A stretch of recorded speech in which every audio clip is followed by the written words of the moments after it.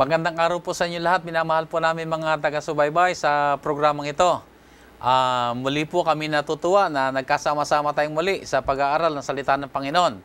Ako po ang inyong lingkod, Pastor Ben Casimiro, at sa ating programang itong tatalakayan ng salita ng Panginoon ay makakasama natin muli si Pastor Tornalejo. Welcome po, Pastor. Maraming salamat, Pastor Ben.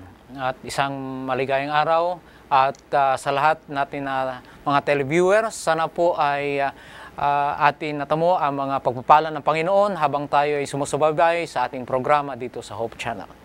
Bago tayo dumako sa ating leksyon sa linggong ito, ay ating balikan sumandali ang ating pinag-aralan na sinulat ni Propeta Sepanias doon sa nakaraang linggo natin leksyon, na ito'y pinamagatang ang araw ng Panginoon. At sa paksang ito'y nakita natin na kung tayo lalapit sa ating Panginoon, hanapin siya, ay wala tayong dapat pangambahan sa araw ng paghuhukom o sa dakilang araw ng Panginoon. Ngayon na may ating tunghaya ng ating ikasampu ng leksyon na may pamagat na unahin ang dapat unahin. At sa pagkakataong ito, ang sumulat po ay ang propetang si Hagay. Sa leksyong ito ay maunawa natin na ang Diyos ang siyang manlalalang at siya ang lumikha ng lahat ng mga bagay at siya ang pinanggagalingan ng lahat ng mga kasaganaan, lahat ng mga pagpapala. At hindi maunawaan sa pamamagitan ng leksyong ito na ang Diyos ang siyang tumutustos sa ating mga pangangailangan. At muli ay naroon ang apila ng ating Panginoon na hanapin natin siya at kilalanin natin siya na sa Kanya nanggagaling ang lahat ng mabubuting kaloob. So tayo po dadako ngayon sa ating opening prayer bago po tayo dumako sa ating leksyon. Tayo po ay manalangin. Ama namin nasa langit, makapangyarihang Diyos, puno ng pag-ibig at pagmamahal sa amin. Sa oras na ito kami po ay lumalapit sa inyo, nagpapasalamat sa kalusugan, nagpapasalamat sa buhay na ibinigay mo sa amin. Ikaw, Panginoon Diyos, ay aming tagapaglikha at tagapagligtas. Dapat kang purihin at pasasalamatan. Amen. Kami po ay dumadalangin na sana po ikaw ang magpatnubay sa amin, sa aming pagpatuloy sa pag-aral na aming leksyon. At amin din dinadalangin ang lahat ng mga televiewers na sana po lahat kami ay basbasan ng banal na Espiritu upang aming maunawaan at maisabuhay ang aming pag-aralan ngayon. Salamat, Panginoon, sa pagtugon sa aming kahilingan. Ito ay aming dinadalangin sa pangalan ni Jesus. Amen. Amen. So sa pagpapasimula ng ating pag-aaral sa ating leksyong ito ay tutunghayan muna natin ang ating susing talata na makikita po natin sa aklat ng Hagay, Kapitulo 2, talatang 8. Ganito po ang sinasabi. Ang pilak ay akin at ang ginto ay akin, sabi ng Panginoon ng mga hukbo. Yan, napakaganda ng diwa kagad ng pasimula natin, ang pagkilala sa Diyos na siyang higit na mabuti sa lahat. At ang ating paksa ay may kinalaman na unahin ang dapat unahin. Pastor, ano ba ang tema at panahon, konteksto ng mensahe ni Hagay? Si Hagay, ang kanyang mensahe ay ito'y sinulat mula sila sa captivity from Babylon. Mga 20 years mula silang bumalik doon sa Jerusalem. Ito ang setting at ang context sa message ni Prophet Hagay. At ang mensahe na pinaparating ni Prophet Hagay sa mga taga-Jerusalem na huwag pabayaan nakalugmok yung templo. Kasi pagbalik niya, alam naman natin na paglusob ng mga taga-Babylonia sa Judah during the time, century earlier, na ang temple ay nawasak. Pagbalik nila, wala ng templo. Then, when they returned to settle doon sa Jerusalem, inuna nila yung kanilang mga bahay, inuna nila ilang mga personal na interest, siguro yung kanilang mga plantations, inuna nila, at pinabayaan na nakalugmok ang templo doon sa Jerusalem. And personal interest, ito ang napansin ni Hagay na samantalang naiwan na nakalugmok ang temple, ang kanilang mga bahay ay maganda, sila ay patuloy na nag-iisip kung ano ang pagpataguyod ng kanilang pamumuhay at sila ay maging malago sa kanilang material na pamumuhay. Marahil ay sila excited na talaga na nakabalik na sila mula sa pagkabihag doon sa Babylonia. At itong kanilang ginawang paglalakbay na ito ay nandoon na kanilang mga pangarap na pagbalik nila sa kanilang sariling lupain ay magpapatayo na sila ng kanilang mga bahay. At ang naging problema lang marahil ay inuna nila at inayos at nagagandahan ang kanilang mga bahay, maayos na ang kanilang mga pamumuhay, pero nakaligtaan nila ang templo na naiwanan. Oh. At yun ang mensaheng dinadala ngayon dito ni Propeta Hagay. So, by the way, yung bang pangalan ni Propeta Hagay ay merong kaugnayan din sa kanyang mensahe dito sa bayan ng Diyos? Ang kahulugan ng pangalan na Hagay ay restoration, pagpanumbalik, at ating makita sa ating pagpatuloy, sa ating pag-aral na ito ay may malaking kaugnayan. Sa nabanggit mo kanina, Pastor Casimiro, mga kapatid, mga kaibigan, hindi natin masabi na nakaligtaan lang ng mga taga-Jerusalem ang pagpatayo ng temple. Kasi halos 20 taon na sila nakakabalik mula ng Babylonia sa kanilang captivity doon. Inuna nila yung kanilang mga bahay. Hindi lang nakaligtaan, hindi prioridad. Hindi nila binigyan ng tamang pansin, ng tamang halaga ang pagpatayo ng bahay ng Diyos. Inuna nila yung kanilang sariling kapakanan, ang sariling bahay. At yan nakikita ni Hagay na masama sapagkat napabayaan ang bahay ng Panginoong Diyos samantala ang kanilang mga bahay ay mga maganda. Maganda at naayusan na. So, anong mensahe ang ginamit ni Hagay upang maihayag ang kanyang punto dito sa karanasan nila? Okay, mabuti siguro basahin natin sa Hagay, Kapitulo 1, talata 3 hanggang 5. Okay, ganito ang sabi. Nang magkagayon dumating ang salita ng Panginoon sa pamamagitan ni Hagay na propeta na nagsasabi, panahon baga sa inyo na tumahan sa inyong mga nakikisamihang bahay, samantalang ang bahay na ito ay namamalaging wasak. Ngayon nga'y ganito ang sabi ng Panginoon ng mga hukbo, gunitain ninyo ang inyong mga lakad. Ito ang nasasabi sa nabasa na napabayaan na wasak ang bahay ng Diyos, yung templo ay wasak, samantala sila ay doon sa kanilang, masabi natin na comfortable homes. Isang napakalaking opposite picture ito, Pastor Ben, na hindi masabi natin na napabayaan lang, kundi masabi natin talaga na hindi binigyan ng sapat na halaga at hindi yan matatanggap ng Panginoon. So pinadala si Hagay na bigyan mensahe ang Jerusalem na dapat nila unahin ang dapat unahin. Priorities. They should make their priorities straight. Okay, so doon kinuha ang title ng ating leksyon na unahin ang dapat unahin. Bagamat maganda na ating unahin ating gawin ang ating mga bahay, pero unahin muna natin ang sa Panginoon. Alam mo, meron tayong isang kapatid na kinakausap. Nagpapatayo siya ng napakalaking simbahan. Actually, siya talaga lahat ang gumagastos. Praise the Lord for that. Siya merong magandang, siya retired na galing sa Amerika. At malaki ang kanyang bonbon tinatanggap din. Pero ang una niyang ginawa, bago magpatayo ng kanyang sariling bahay, inuna muna niya ang church. Praise the Lord for that. At ang sabi namin ay, kamusta ang bahay mo? Kami nagtitiyaga lang muna rito sa maliit na tirahan, sapagkat ang aming priority ka ay ang sa Panginoon. Dahil ang kanyang naunawaan, unahin mo ang Panginoon at siya naman ang bahala sa iyo. Napakagandang kaisipan. At ito yung mensahe na dinadala ng Propeta Hagay na inuna nila ang kanilang mga tahanan at kinaligtaan na nila ang tungkol sa Panginoon. Kaya napakaganda nga ng mensahe na alalahanin ninyo ang inyong mga lakad. Sa ibang salita, kung hindi dahil sa Panginoon, nasaan kaya sila? Ang Diyos ang naghango sa kanila mula sa pagkaalipin, mula sa pagkabihag. Ang Diyos ang naghanda ng kanilang daan upang kaya nila ini-enjoy ang kanilang buhay sa kasalukuyan ng mensaheng ito ay dahil sa Panginoon. Pero ano ang kanilang ginagawa sa pagmamalasakit sa gawain ng Panginoon? So, tama lang din talaga na dumating ang Propeta Hagay na dala niya ang kanyang mensaheng ito. Ipagpatuloy natin pagbasa, Pastor Casimiro, sa verses 6 and 7. Kung ano ang paglalarawan ni Hagay sa mga nangyayari, sa kanilang mga paghihirap, sa kanilang pamumuhay, may mga tao din na naghihirap.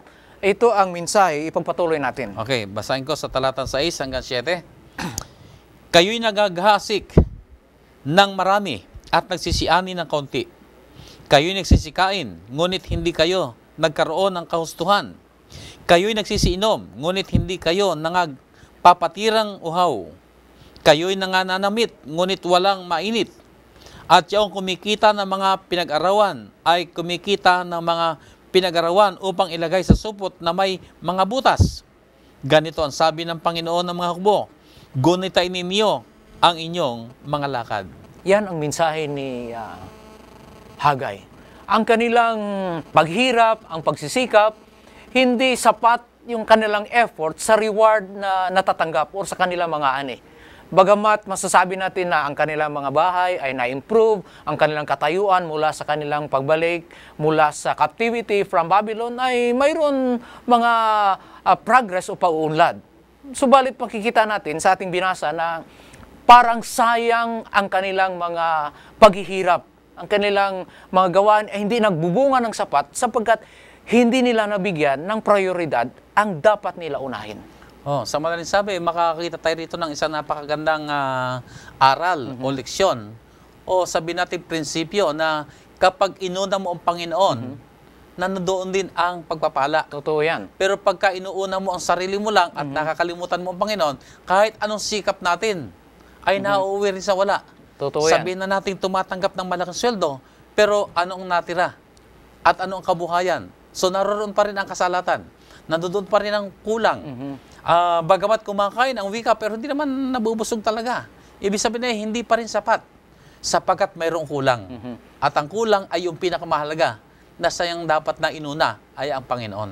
Matanong nga kita, Pastor Casimiro, masasabi ba natin sa itong karanasan ni Hagay na ang lahat ngayon na naghihirap ay hindi pinagpala ng Panginoon sapagkat hindi sila tapat?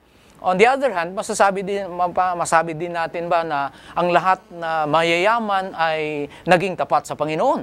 Masasabi natin ganyan, kagaya sa kasaysayan dito ni Hagay. Ang gusto ng Diyos tayo pagpalain.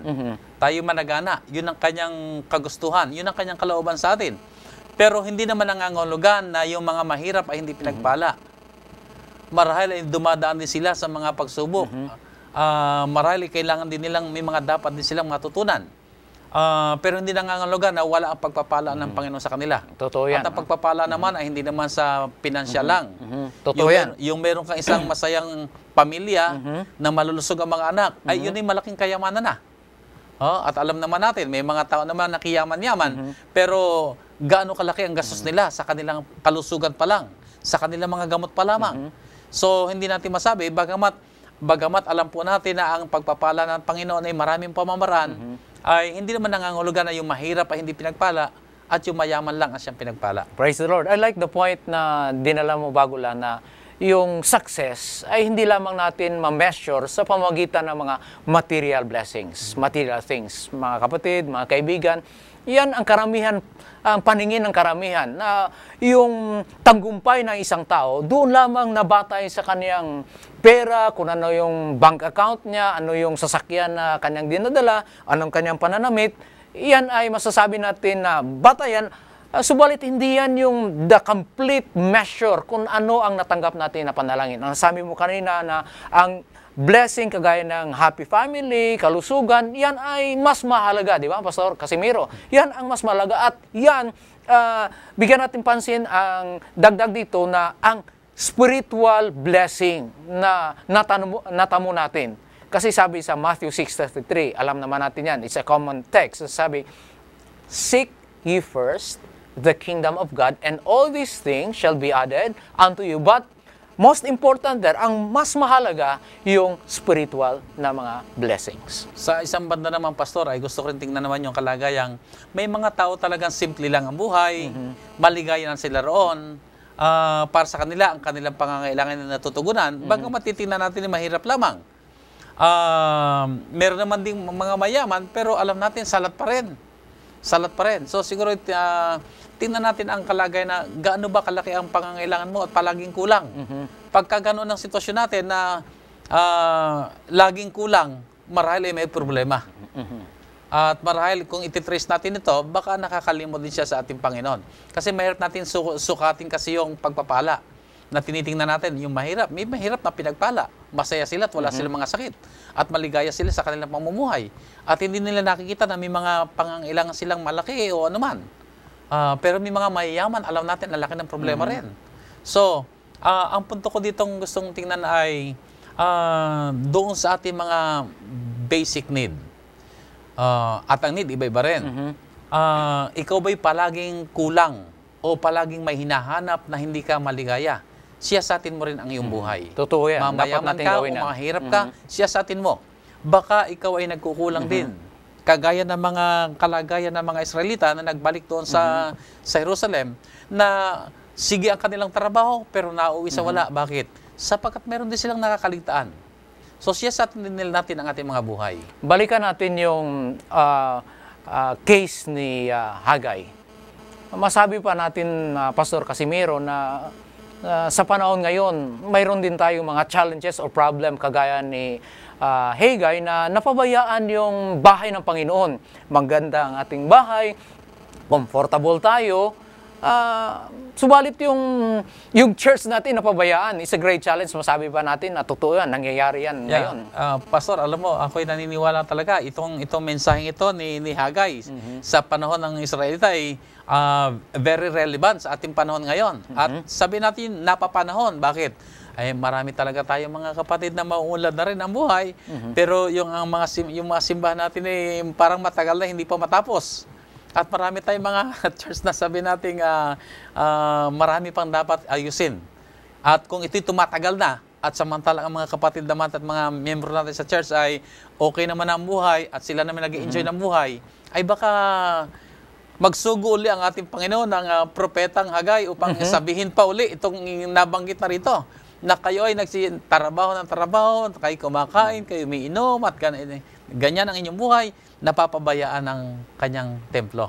Isang punto sa mensahe ni Hagay, yung nabasa natin sa ating memory verse, na ownership, yung pagmamay-ari sa lahat, yung pilak, yung lahat na ating nakamtan ay galing sa Panginoon.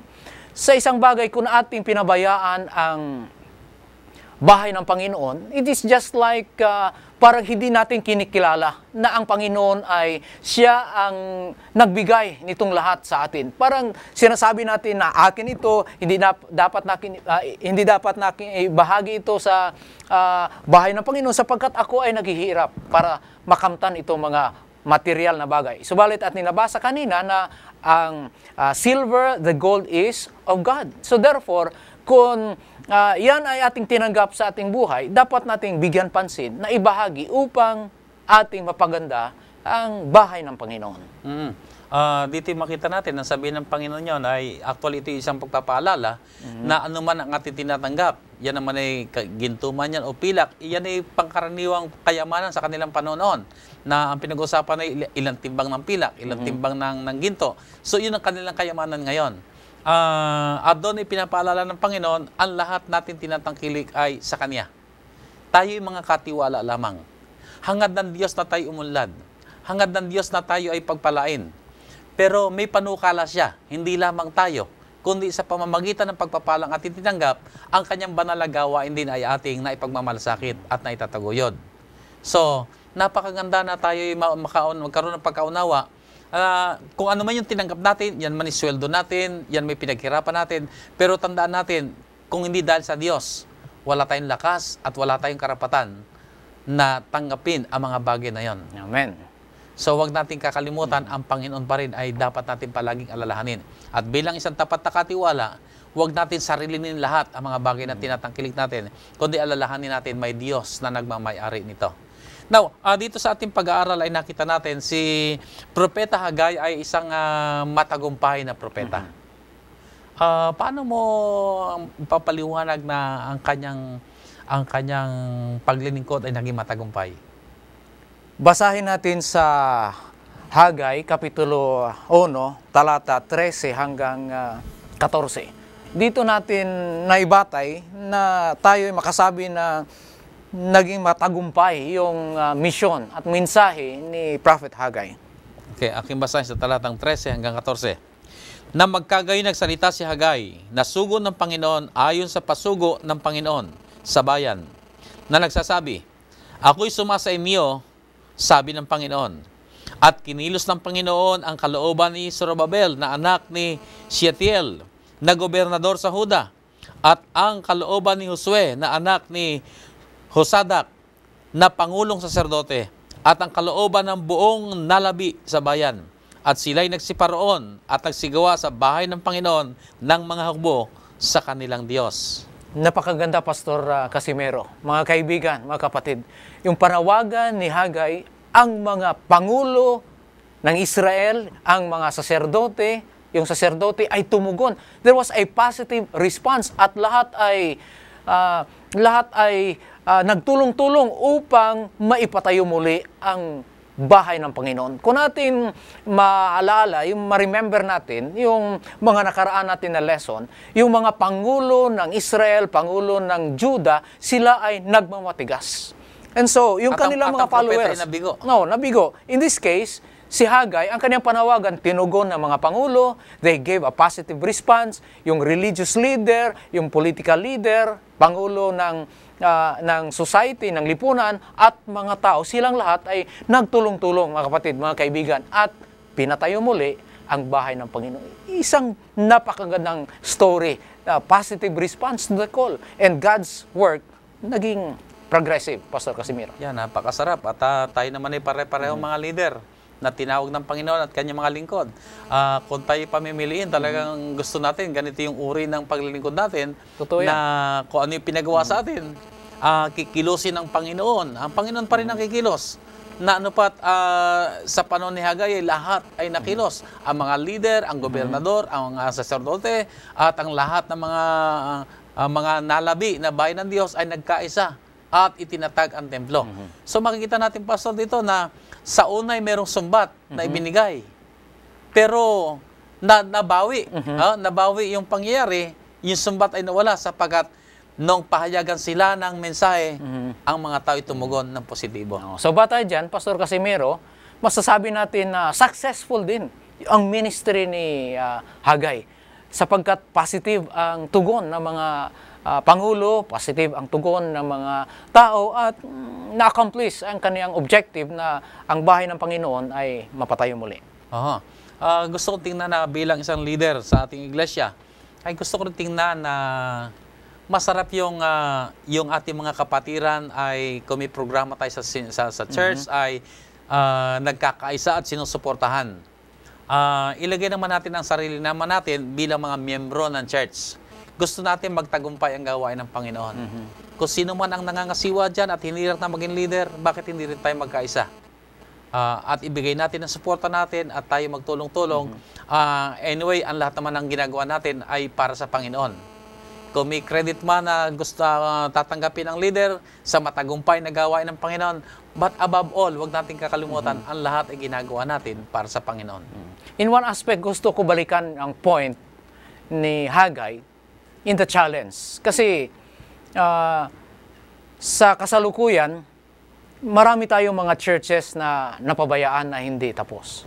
On the other hand, we are living sa mga comfortable and beautiful homes. Isang challenge yan na dapat nating bigyan pansin. Sapagkat when we give priority to the house of God, ibig sabihin na priority, una din siya sa ating buhay, di ba?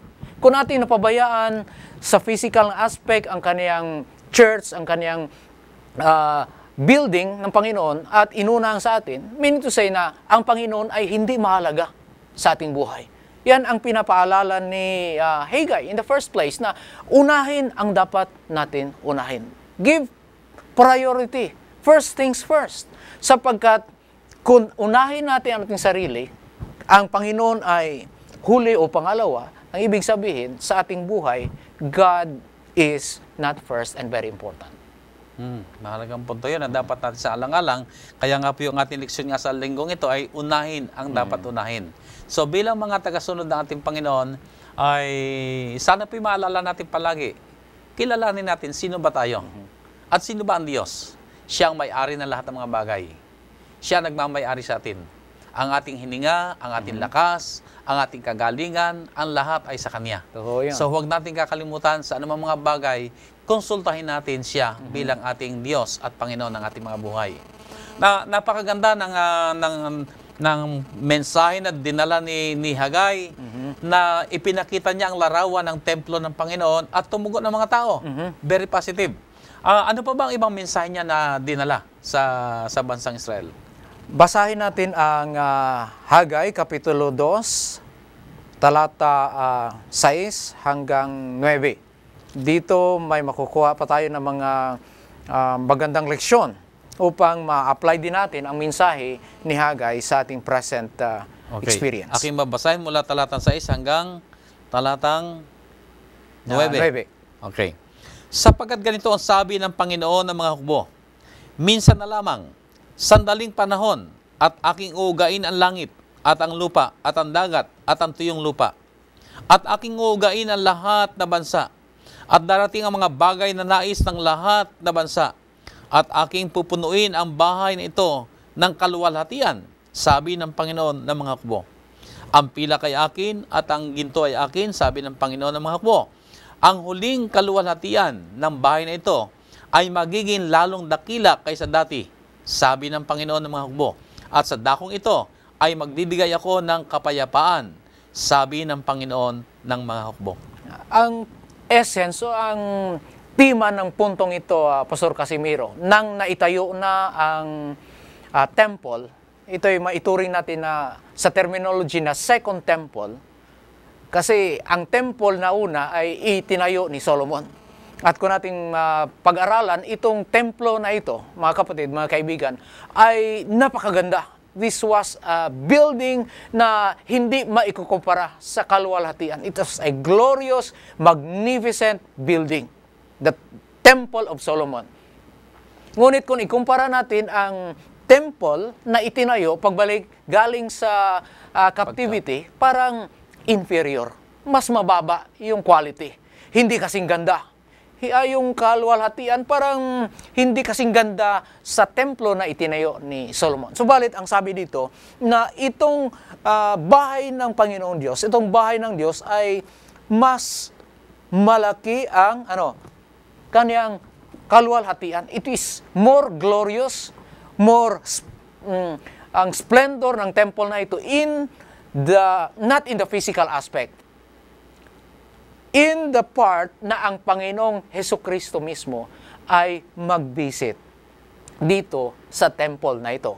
Yan ang ibig sabihin na itong templo ay may greater glory compared to the previous temple built by Solomon. Sa madaling sabi ay bago kasi naakay ang Israel sa pagkabihag, ay naitayo mo na yung templo na ginawa ni Solomon. Na talagang ito ay napakagandang templo. At nung sila naman ay madalan sa pagkabihag, sinira ng templong yon. So wala na yun, wasak na. Mula sa pagkabihag ngayon, ay nagbalik na uli sila sa Jerusalem upang itayo muli ang templo. At naitayo ang templo. Kaya lamang meron din nabanggit sa banal na kasulatan nga na yung nakasaksi ng unang templo, ang templong ginawa ni Haring Solomon. At nang makita niya yung bagong templong ito na ginawa sa panahon ni Hagay, ay napaiyak. Totoo yan, Pastor Ben. Napaiyak. Bakit napaiyak? Sapagkat nakita nila na napakalayo ng diferensya. Yan ang kaluwalhatian ng templo ng ginawa ni Solomon ay napaka-engrande kumpara sa ginawang ito. Pero ang sabi mo nga dito sa ating pag-aaral ay binabanggit, pero higit na mas maluwalhati ang templong ito. Bakit? Sapagkat ang kanyang kaluwalhatian ay hindi nakabase sa kanyang pisikal na kagandahan, kundi yung ang templong ito, bagamat simple lamang kumpara doon sa templo ni Haring Solomon, ay higit na mas mapalad, higit na mas mabuti, higit na mas maganda sapagkat sa templong ito ay dumalaw, nakapasok. Dito ay ang ating Panginoong Jesus mismo. Praise the Lord for that. At Pastor Ben, kahit na medyo inferior, ikumpara ang existing temple sa panahon ni Hagay kaysa temple sa panahon ni Solomon, dito nababasa natin sa kasaysayan na ginawa ng mga tao ang lahat nilang magagawa upang mapaganda itong temple. In other words, hindi na just for the sake. Hindi na inferior ito sapagkat hindi binigay ng lahat ng mga tao ang kanilang makakaya. Ibinigay nila. Subalit, yan lang ang makakaya nila. At nalugod ang Panginoon, tinanggap itong temple, at sabi pa, mas dakila ang kaluwalhatian nitong temple na ito ikumpara sa temple ni Solomon. In the aspect na si Jesus Christ mismo ang bibisita sa temple na iyon. Okay, maraming salamat. Napakaganda ng karanasang ito ni Hagay. Ano pa ang pangwakas na pabalita sa aklat ng Hagay? Mabuti Para siguro basahin natin sa Hagay chapter 2, verse 22 and 23. Okay, ganito ang wika.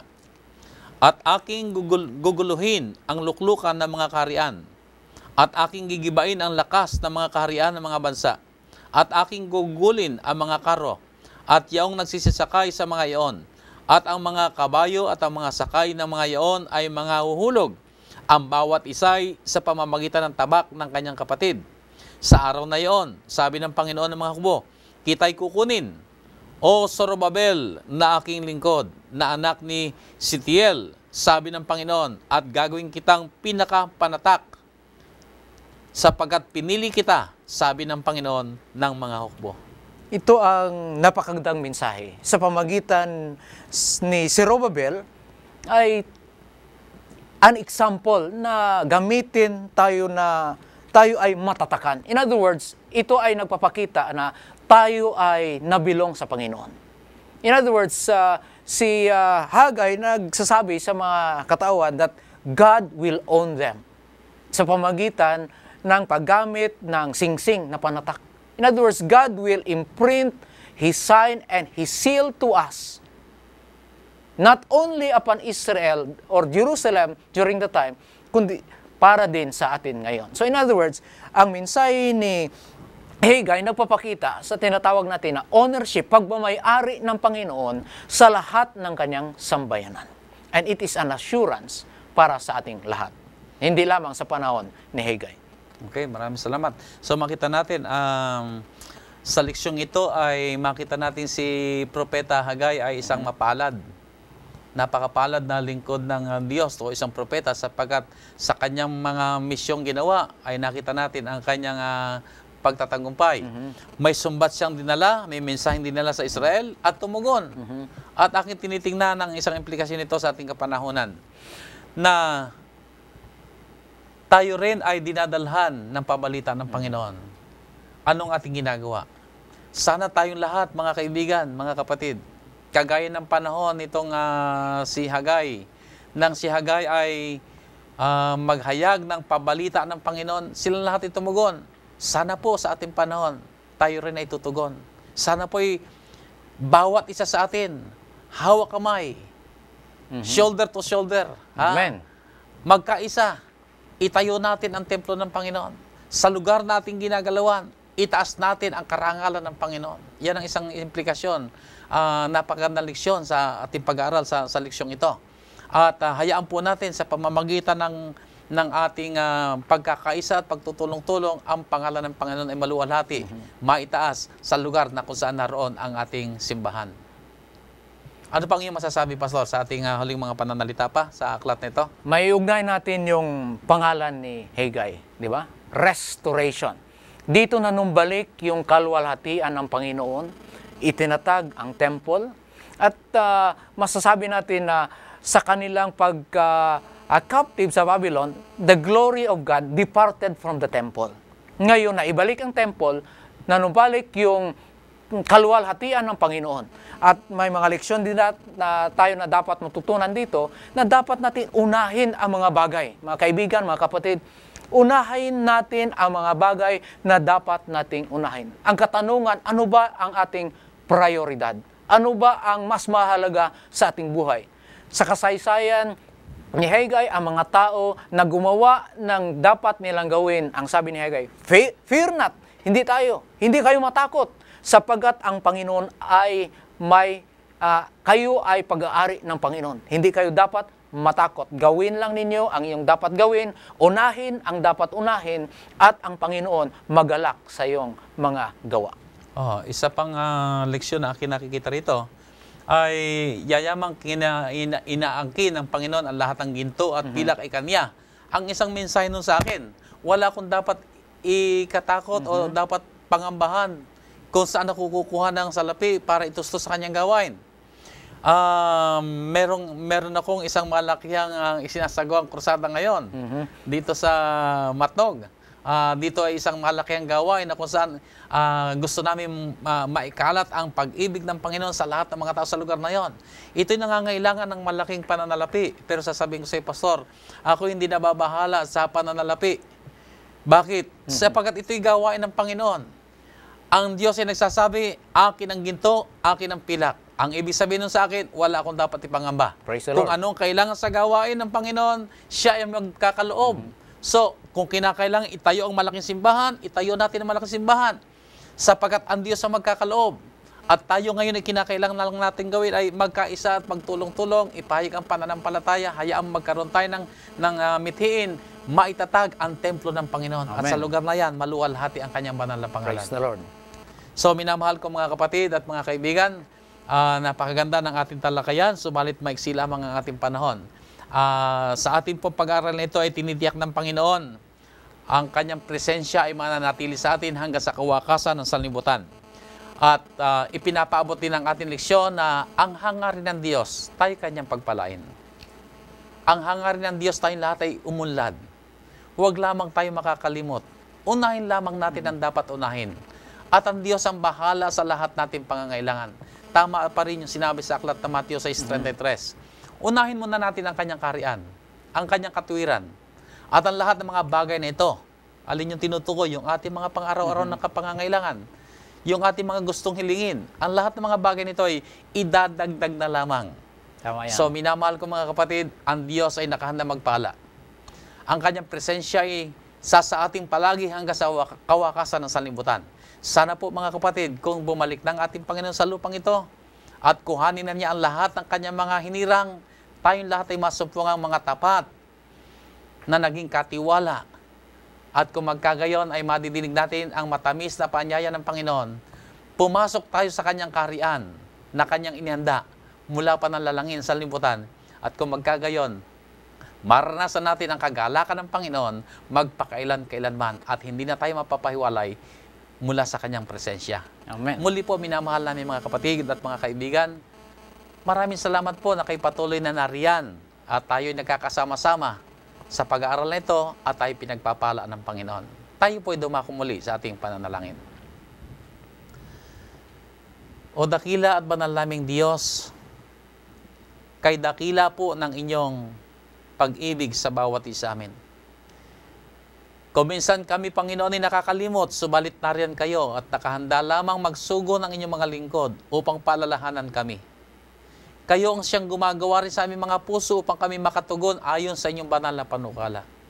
Ama, turuan lamang po niyo kami sa araw-araw na makilala namin ang inyong tinig at ang kami palaging lumapit sa inyo, tumugon sa inyong mga kahilingan at masumpungan kami, Ama, nagtatapat sa inyo hanggang sa wakas. Kinikilala po namin sa mga sandaling ito ang lahat naming tinatangkilik ay inyong pag-aari. Wala kaming pwedeng ariin sa aming mga sarili. Kami lahat sa lupang ito ipinanganak sa lupang ito na walang anumang dala. At ayon sa inyong banal na salita, kami rin ay aalis sa lupang ito na walang anumang madadala. Subalit salamat, Panginoon. Kami ginawa po niyong mga katiwala na aming pong ang mga bagay na amin tinatangkilik ay inyong mga kaloob sa amin upang kami mga siwa ng mga bagay nito at maipagmalasakit namin ang inyong kaharian. Ama, ang dalangin po namin, kasama po ng mga nakikinig ngayon, sumusubayba sa aming programang ito, patungan kami lahat, Ama, ng inyong mayamang basbas. Panaganain pa po niyo kami, Panginoon. Pagkatiwalaan pa po ninyo kami.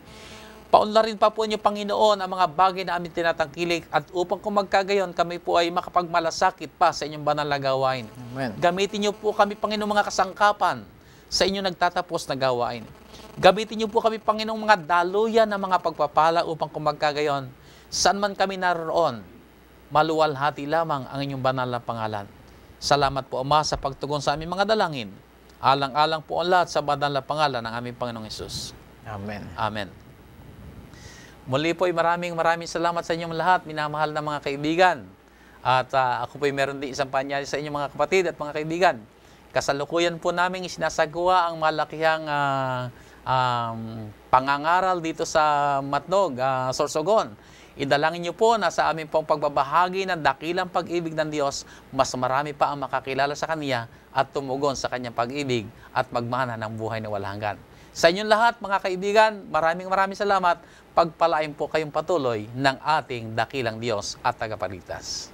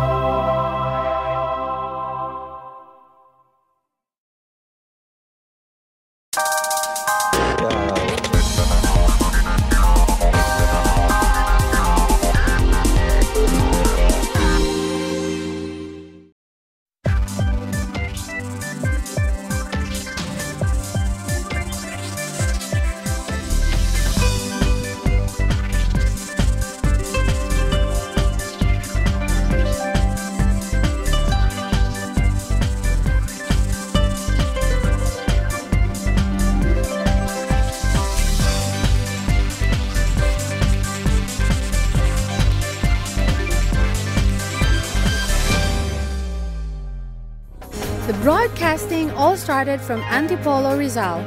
Back then was Channel 45. Hope Channel Philippines Luzon embraced the challenge of the television ministry at North Philippine Union Conference on December 2011. It airs 6 regular wholesome programs, 5 hours every day to bring the families of Luzon closer to the Lord. But it has not been that easy. The beginning of a modern ministry came to life when people with the same passion for God's Word gathered and started planning for the ministry. That time they thought it would be impossible. Ating yung kaisipan na tayo ay maglulunsad ng TV ministry o yung pamamahayag sa television mula sa mas mataas nating panguluhan sa Southern Asia Pacific Division. Sa matuling sabi, kakailanganin ng napakalaking halaga at napakalaking pamamaraan upang ito po ay ating maipagpatuloy. Kaya nang ito'y tanggapin ng tatlong unyon, lalong-lalo na dito sa North Philippines, inisip natin saan tayo maglalagay ng studio? Kaya sa pagluhod sa panalangin, sa pag-aaral ng mga yung available na resources natin, pinagtibay ng Panguluhan ng North Philippine Union Conference na dito sa ikatlong palapag ng headquarters ilagay ang studio. Mababa, masikip, parang hindi papasa na studio. No? Pero sa ganung paraan, naniniwala tayo na mayroong pangunguna ang Panginoon kung kinakailangan mailunsad dito sa lalong madaling panahon. No? So, sa lalong mabilis na kaparaanan, pinasimulan na ang pagre-renovate. Humarap tayo sa problema na kung kinakailangan i-renovate ito, mangangailangan pa tayo ng building permit. No? Pero alam niyo ang Panginoon, siya rin ang maglalagay ng mga kaparaanan sa tamang panahon kung ito'y kalooban niya. But after a series of hard work and sleepless nights, little by little, the Lord performed on His faithfulness and proved everyone that indeed, to Him, nothing is impossible. What is a volunteer? There's a lot of meanings to this word that these people can give. Volunteerism is all about dedication. It is about your passion. It is about your heart.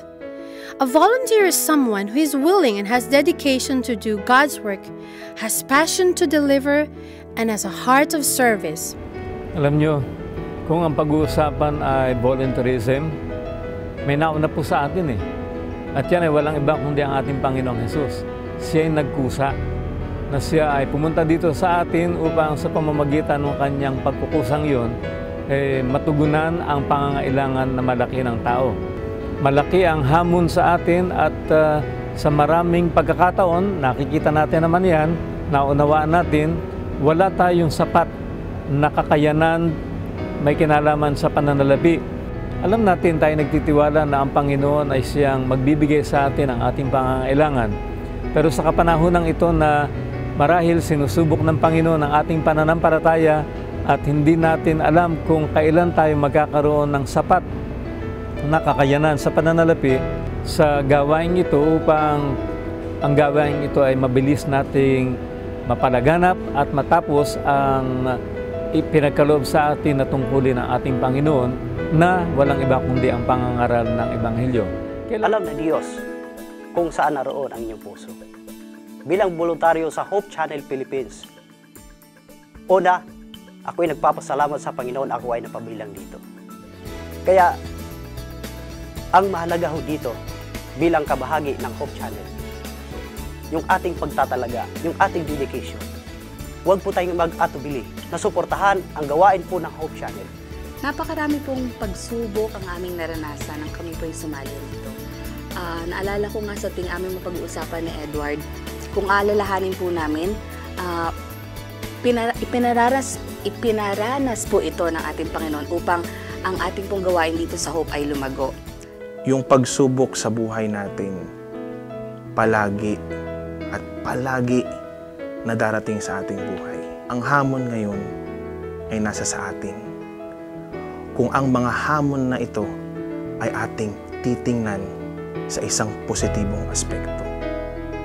Sa kabila ng anumang klaseng pagsubok ay nananatiling masaya sapagkat kami pong lahat, kaming mag-asawa, ay masayang nakapaglilingkod sa Kanya. Napakalaking hamon po sa bawat isa sa amin sapagkat marami pong mga maaaring pwede sa aming lugar. Maraming may mga kakayanan, subalit mas pinili po namin na maglingkod sa Panginoon sa pamamagitan ng maliliit na kaparaanan, maliit na kakayanan. Kayo po ay aming iniimbitahan na patuloy na suportahan ng Hope Channel Philippines. At alam ko po na sa pamamagitan ng inyong panalangin, sa pamamagitan ng inyong mga pagkakaloob, ang gawain pong ito ay magtatagumpay at ang Panginoon ay makikita natin sa alapaap ng langit. Kahit na anong challenges na inyong nararanasan, ay huwag natin kalimutan siya na siya lagi ang ating lapitan. Kapag siya lagi ang ating lapitan, alam niyo po, yung ating puso ay lagi may experience natin na masaya. Hindi rin namin naiwasan na mag-alala sa mga bagay na kailangan tulad ng pangailangan financial. So hindi naaalis sa amin yung mag-alala. Pero maraming beses na napatunayan namin ang Panginoon talagang the best. He is an on-time God. Ang humawak ng ganito kalaking ministeryo, yung magpatakbo ng TV channel ay hindi madali. Subalit sa tulong ng Panginoon at sa tulong ng suporta nating lahat, walang imposible sa Diyos. Mabuhay ang Hope Channel Philippines. The Hope Channel production will never be complete without the production set and the talents who dedicatedly gave their time and efforts in producing programs for Hope Channel Philippines Luzon. Everyone had talents that God has entrusted.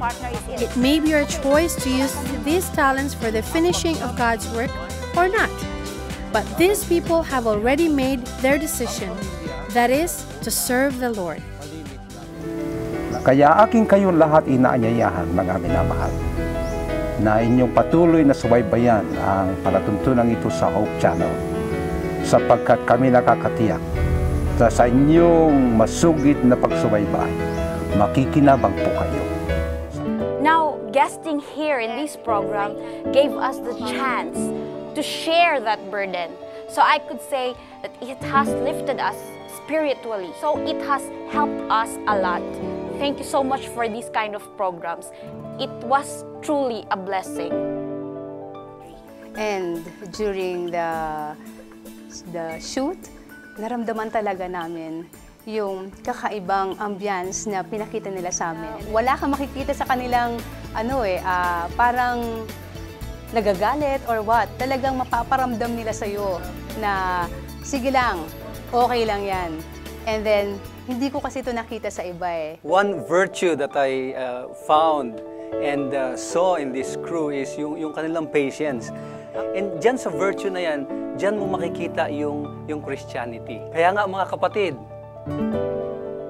panoorin natin ang mga palabas dito sa Hope Channel Philippines.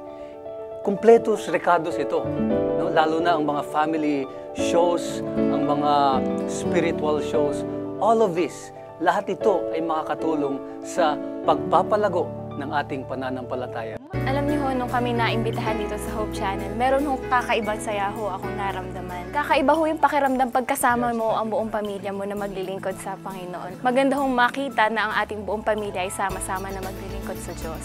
Kaya ho mga kaibigan, nais ko hong imbitahan ang bawat isa sa inyo na panoorin ang mga programa na hinanda ng Hope Channel Philippines. Dahil alam ko ho na hindi lang ho ito nagbibigay ng hope sa ating puso, kundi hope na mailigtas ang bawat pamilya natin sa kalungkutan at kasiraan. Hope Channel Philippines, mabuhay ka!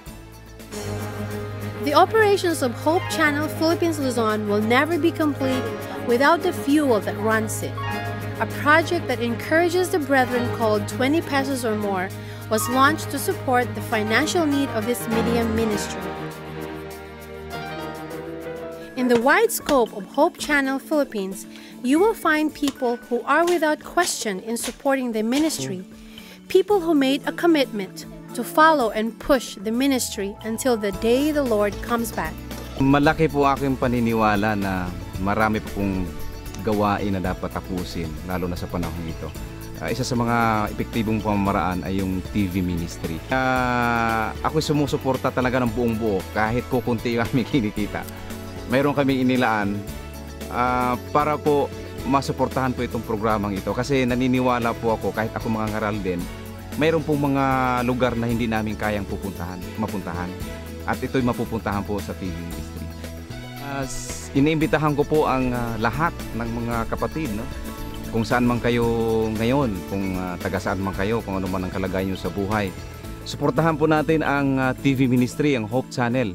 Malaki po ang magagawa ng Hope Channel para po sa pagtatapos ng gawain.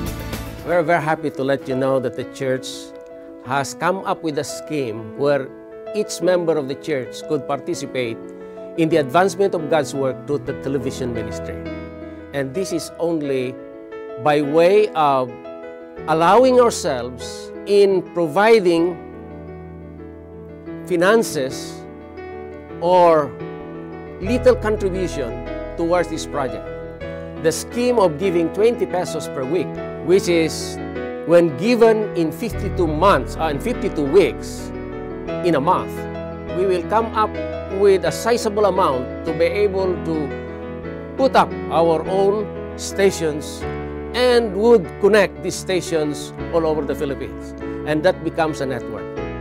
Malaki ang ating pangangailangan sa pananalapi upang tustusan ang gawaing ito.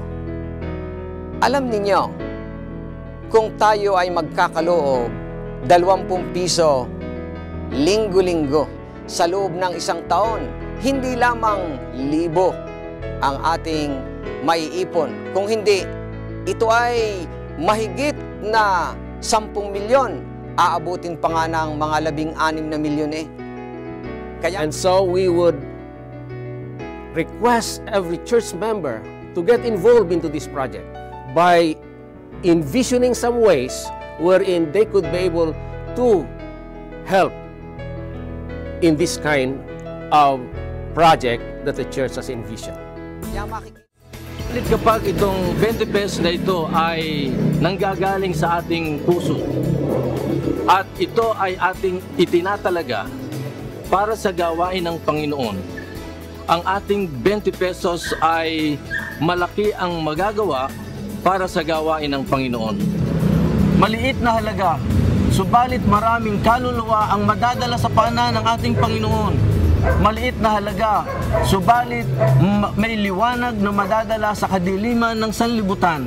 Kaya't ako'y naniniwala na kung ito'y ating susuportahan, ang pagdating ng Panginoon ay para na rin nating napapadali.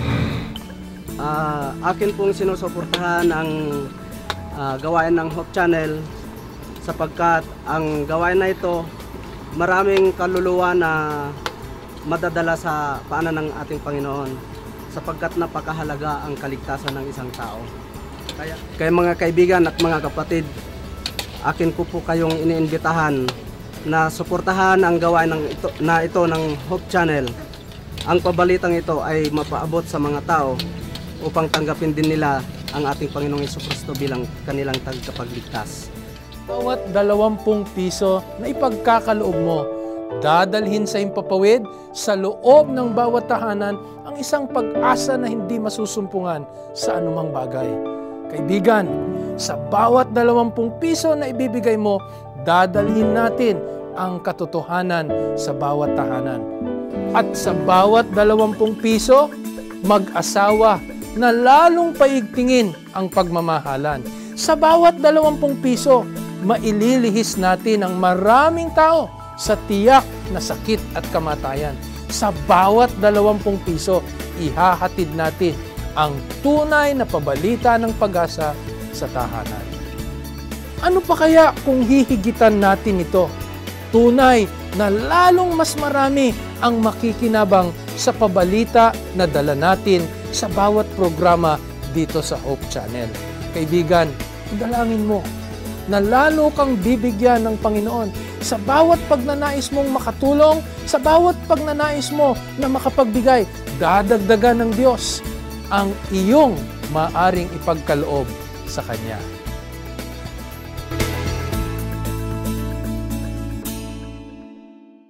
Mabuhay Hope Channel Philippines! Sharing love, changing lives. Hope Channel Philippines! Ayos yun! Mabuhay ang Hope Channel Philippines! Mabuhay Hope Channel Philippines! Mabuhay Hope Channel Philippines! Mabuhay ang Hope Channel Philippines! Mabuhay ang Hope Channel Philippines!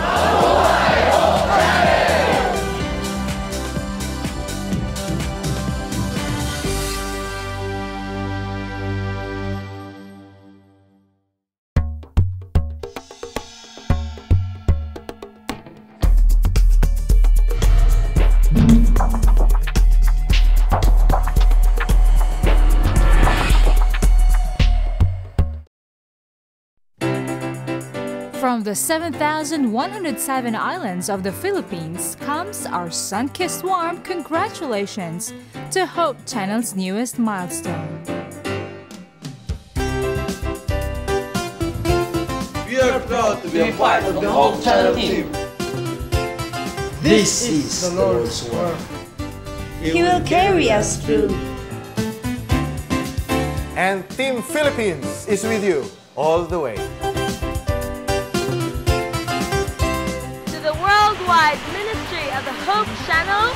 Mabuhay!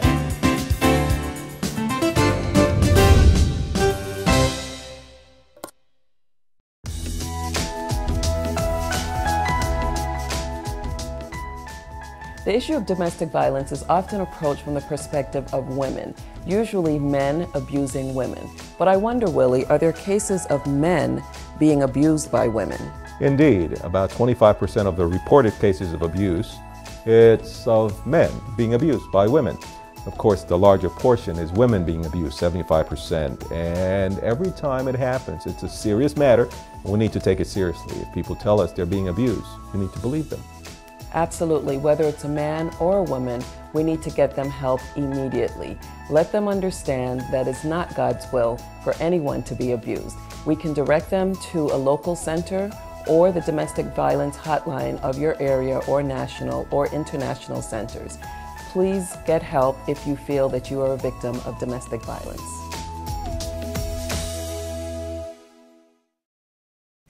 Poverty, illiteracy, woman's workload, abuse. For every woman in need, there is comfort and relief. For every woman who needs healing, there's victory. For every woman in the world, there is a call to minister. Reach out, get involved. If we touch a heart, we can tell the world. Hope broadcasts everywhere in the world with 10 global channels and is affiliated with more than 50 production studios on 6 continents. The result? Hope Channel provides a diverse programming mix in many of the world's major languages. Hope is more than great television. It's a donor-supported ministry that's part of an international family of educational institutions, churches, retail outlets and hospitals. Welcome to Hope Channel.